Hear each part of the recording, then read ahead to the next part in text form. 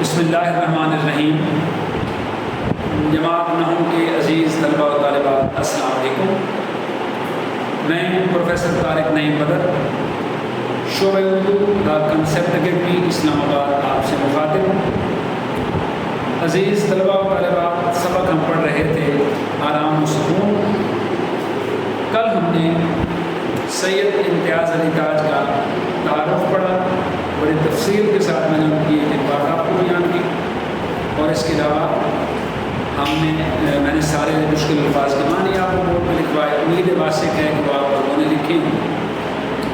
آج ہم سبق شروع کرنے جا رہے ہیں۔ سبق کا نام ہے آرام و سکون۔ اس کے رب لباب بھی میں نے پچھلے لیکچر میں آپ کو سمجھایا تھا، اور یہ ڈرامہ ہے، مکالمہ کے انداز میں ہے، ایک دوسرے سے بات چیت ہے۔ تو کہا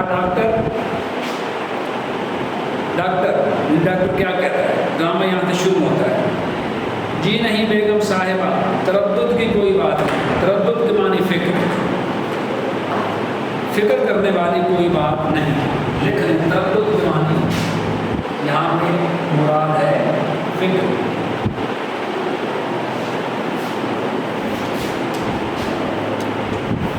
میں نے بہت اچھی طرح معائنہ کر لیا ہے، صرف تکان کی وجہ سے حرارت ہو گئی ہے۔ تکان کے معنی تھکاوٹ،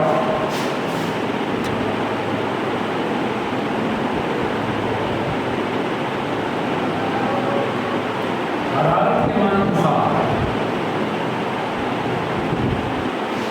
صرف تھکاوٹ کی وجہ سے بخار ہو گیا ہے اور انہیں کچھ نہیں۔ ان دنوں آپ کے شوہر غالباً کام بہت زیادہ کرتے ہیں۔ ڈاکٹر کہتا ہے ان دنوں آپ کے شوہر پہ، میاں صاحب پہ کام کا بوجھ زیادہ ہے، اس لیے تھکاوٹ کی وجہ سے ان کی طبیعت خراب ہو گئی ہے، بخار ہو گیا ہے، اور پریشانی والی، فکر والی کوئی بات نہیں۔ بیوی جواباً کیا کہتے ہیں؟ ڈاکٹر صاحب ان دنوں کیا؟ ان کا ہمیشہ سے یہی حال ہے، کہ ہمیشہ سے ان کی یہی حالت ہے کہ صبح 10 بجے دفتر جا کر شام 7 بجے سے پہلے کبھی واپس نہیں آتے۔ اس دفتر میں میاں صاحب ملازم ہیں، تو وہ کہتی ہے کہ میاں صاحب بنائیے صبح 10 بجے سے لے کے شام 7 بجے تک کام کرتے ہیں۔ ڈاکٹر جبھی تو میرے خیال میں انہیں دوا سے زیادہ آرام و سکون کی ضرورت ہے۔ کاروبار کی پریشانیاں اور الجھنیں بھلا کر ایک بھی روز آرام و سکون سے گزرا تو طبیعت انشاءاللہ بحال ہو جائے گی، معنی ان کی طبیعت ٹھیک ہو جائے گی اگر ایک دن بھی یہ مکمل آرام و سکون کر رہے ہیں۔ بیوی 20 مرتبہ کہہ چکی ہوں کہ اتنا کام نہ کیا کرو، نصیب دشمنا اللہ نہ کرے مراد ہے یہاں پہ۔ نصیب دشمنا کے معنی ہوتے ہیں دشمنوں کی یہ بات نصیب ہو، ہمارے نصیب نہ ہو، معنی اللہ نہ کرے۔ صحت سے ہاتھ دھو بیٹھو گے مگر خاک اثر نہیں ہوگا۔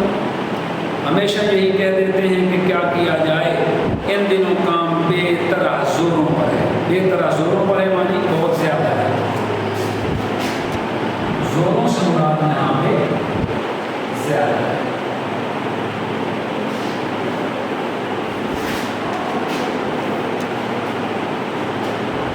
ڈاکٹر ہر روز تھوڑا تھوڑا وقت آرام و سکون کے لیے نہ نکالا جائے تو پھر بیمار پڑ کر بہت زیادہ وقت نکالنے کی ضرورت پڑ جاتی ہے۔ بیوی یہ بات آپ نے بھی انہیں بھی سمجھائی؟ میں نے کہا سن رہے ہو ڈاکٹر صاحب کیا کہہ رہے ہیں؟ میاں منکارہ بھرتا ہے کیونکہ وہ بیمار ہے، اس کی صحت اچھی نہیں ہے، اور اس کو کوئی بھی شخص وہاں کھڑا ہوا اچھا نہیں لگ رہا۔ وہ یہ چاہتا ہے کہ یہ لوگ اب میرے کمرے سے چلے جائیں، کیونکہ ڈاکٹر صاحب نے کہا ہے کہ آرام و سکون کی تمہیں ضرورت ہے، تمہیں اور کسی دوا کی ضرورت نہیں۔ ڈاکٹر جی ہاں، میں نے سمجھا کر اچھی طرح تاکید کر دی ہے کہ دن بھر خاموش لیٹے رہیے۔ آپ نے کسی سے کوئی بات چیت نہیں کرنی، نہ آپ کے کمرے میں کوئی آئے اور نہ ہی آپ کمرے سے باہر جائیں اور یا کسی سے بات کریں۔ بیوی تو تاکید کیا میں نہیں کرتی، مگر ان پر کسی کے کہنے کا کچھ اثر بھی ہو۔ خواتین کو یہ بیماری بہرحال ہوتی ہے، باتوں نہیں ہوتی ہے، بات کا بتنگڑ بنا دینا، بات کو بڑھا چڑھا کے بیان کرنا،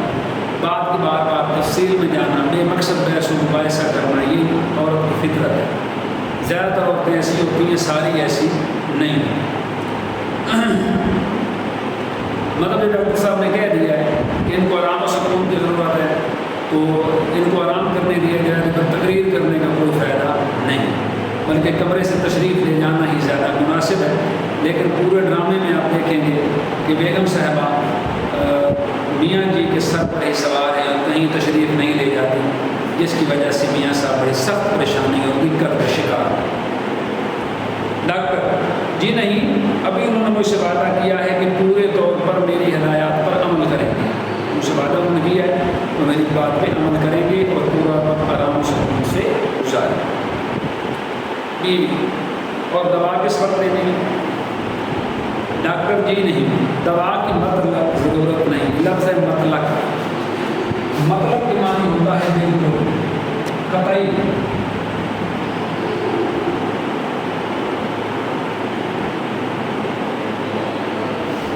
قطعاً ضرورت نہیں ہے. دوا کی بالکل بھی ضرورت نہیں ہے، بس آپ صرف ان کے آرام و سکون کا خیال رکھیے. غذا جو بھی دینی ہے میں لکھ چکا ہوں، جو کچھ ان کو کھلانا پلانا ہے وہ میں نے چٹ پہ لکھ دیا. بیوی بڑی مہربانی آپ کی. ڈاکٹر تو پھر اجازت، بیوی فیس میں آپ کو بھجوا دوں. ڈاکٹر اس کی کوئی بات نہیں، آ جائے مانی.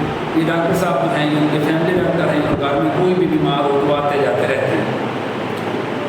بیوی اونچی آواز میں پکار کر، آپ نے یہ بات ذہن میں رکھنی ہے کہ ڈاکٹر نے منع کیا ہے کہ مریض کے کمرے میں شور و غل نہیں ہونا چاہیے، اور اس کا کام یہیں سے شروع ہو گیا. بیوی اونچی آواز میں پکار کر، ارے للو، میں نے کہا ڈاکٹر صاحب کا بیگ باہر کار میں پہنچا دیجیے.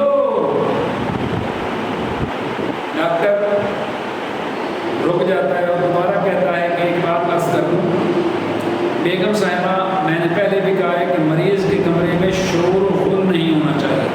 شور و غل کے معنی شور شرابہ، اعصاب پر اس کا مضر اثر پڑتا ہے. مضر کے معنی برا.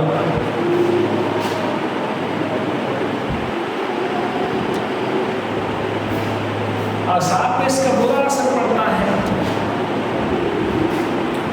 خاموشی اعصاب کو ایک طرح کی تقویت بخشتی ہے. تقویت کے معنی طاقت ہے.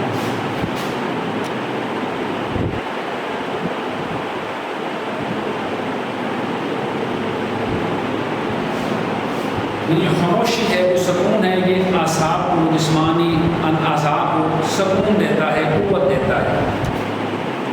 بیوی مجھے کیا معلوم نہیں. ڈاکٹر صاحب آپ اطمینان رکھیں، ان کے کمرے میں پرندہ بھی پردہ مارے گا. شور کر رہی ہے، آرام سے بات نہیں کرتی، تقریر جھاڑتی ہے، بحث کرتی ہے، فضول باتیں کرتی ہے، ملازم آتا ہے. للو حضور جی میڈم صاحبہ کیا حکم ہے؟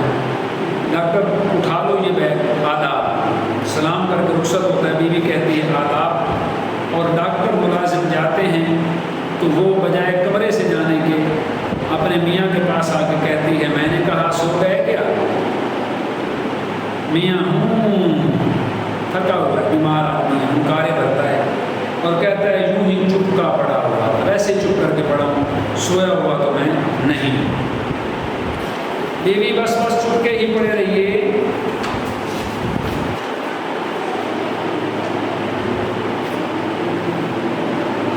خاموشی سے ہی پڑے رہیے. پھر تقریر شروع ہو گئی ہے کہ ڈاکٹر صاحب بہت سخت تاکید کر رہے ہیں کہ نہ آپ بات کریں اور نہ کوئی آپ سے بات کمرے میں، آپ کے کمرے میں کوئی بات کرے. اس سے بھی تکان ہوتی ہے، معنی تھکاوٹ ہوتی ہے. تمام وقت پورے آرام و سکون سے گزارے. سمجھ گئے نا؟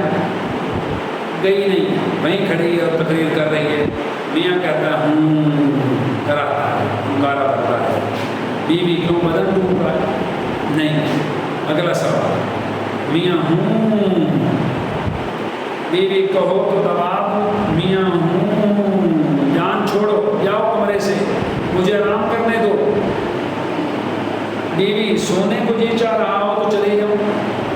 میاں اچھی بات ہے، اللہ کا نام ہے، بہت خوبصورت تم نے بات کی ہے، یہاں سے تشریف لے کراتا ہے.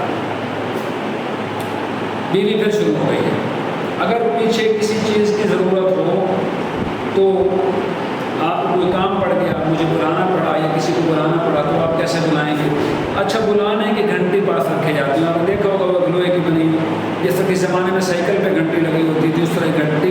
بٹن لگا ہوتا ہے دباتے ہیں تو وہ بجتی ہے جس کی آواز جاتی ہے اور بلانے پہ آ جاتا ہے. اب تو خیر ماڈرن دور آ گیا, گھنٹیاں باہر لگی ہیں, ریموٹ پڑے بٹن اب دباتے ہیں, گھنٹی بعد ملازم کی کمرے میں بیٹھتی ہے, ملازم بھاگتا ہوا آ جاتا ہے.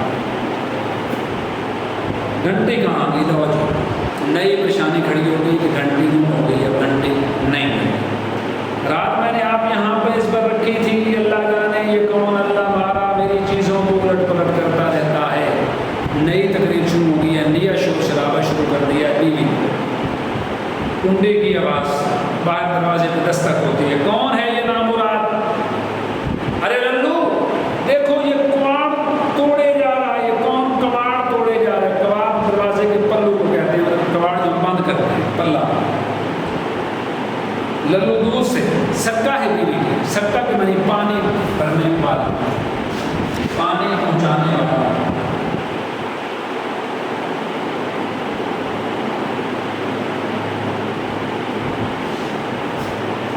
پرانے زمانے میں آپ اس کی ماڈرن شکل بھی ہے کہ یہ جو رکشہ ہوتا ہے, موٹر سائیکل رکشہ, اس کے پیچھے وہ اسٹینڈ بنایا ہوتا ہے, اس میں بہت سی بوتلیں رکھی ہوتی ہیں, کسی جگہ سے بھر کے لے آتے ہیں کسی فلٹر پلانٹ سے, اور 20 روپے کی 30 روپے کا کین یا وہ بوتل جو ہے وہ مختلف دکانوں پہ اور بازاروں میں بیچتے ہیں. اس کی بھی ماڈرن شکل ہے آج کل, جو کڑوا پانی پیتے ہیں, تھرڈ کلاس پانی, جو ابلا ہوا بھی نہیں ہوتا. محسوس نہ کیجیے گا اگر آپ لوگ پیتے ہیں, میں اس کو بڑا خلاف ہوں. یہ جس کو منرل واٹر کہتے ہیں, منرل کوئی نہیں ہوتا, یہ فروٹی سے بھر کے بھی پلایا جاتا ہے, وہ نیسلے کا ہو, دیو سائی کا ہو, فلانے کا ہو. کڑوا ترین پانی ہے اور اس میں اتنے کیمیکل شامل ہوتے ہیں کہ آپ اس سے جو پانی ڈائریکٹ زمین سے آ رہا ہے وہ پانی اس پانی سے بدرجہ بہتر ہو رہا ہے. تو اب جدید دور آ گیا ہے, میں کسی کے خلاف مخالفت نہیں کر رہا, میں آپ کو ایک جنرل بات سمجھانے کی کوشش کر رہا ہوں. سکا پرانے زمانے میں ایک شکل ہوتی تھی, اس کو یہ رسی سمجھتے ہیں, اور یہ وہ ہوتا ہے نا کیلا بنانا, اس کی طرح کا یہ زنبیل کہلاتی تھی, اس کو کہتے تھے زنبیل, اور اس میں ہوتا تھا پانی. یہاں اس کا منہ ہوتا تھا, رسی بھی ہوتی ساتھ, اس کو یہاں کرنا ہوتا تھا, ایسے کرنے کے اوپر ڈال دیتا تھا, جب پانی بھرا ہوا اور گھروں میں لا کے اوپر سے گزرتی تھی تو وہ بول کے پانی جو ہے وہ ڈال دیتا تھا. پینے والا پانی یا استعمال کا پانی باہر سے کنویں سے یا ریڑ سے کہیں سے بھر کے لانا اور گھروں میں پہنچاتے تھے جہاں پہ پانی دستیاب نہیں ہوتا تھا. اب تو خیر واٹر سپلائیاں بھی ہیں, بور بھی ہیں, سب کچھ ہے.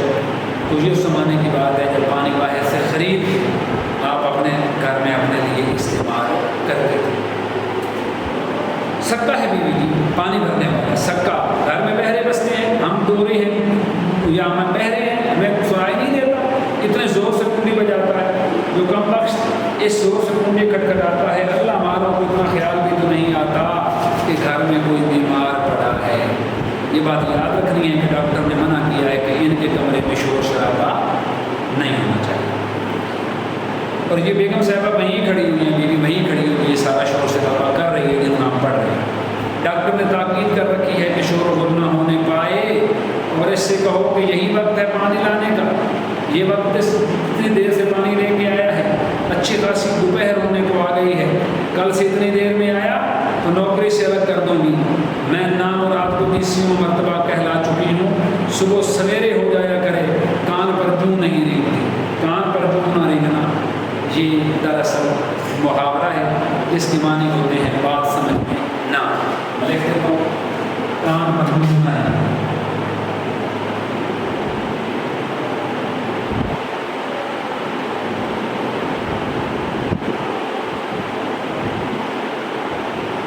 آپ اس کو لکھ سکتے ہیں باب نام.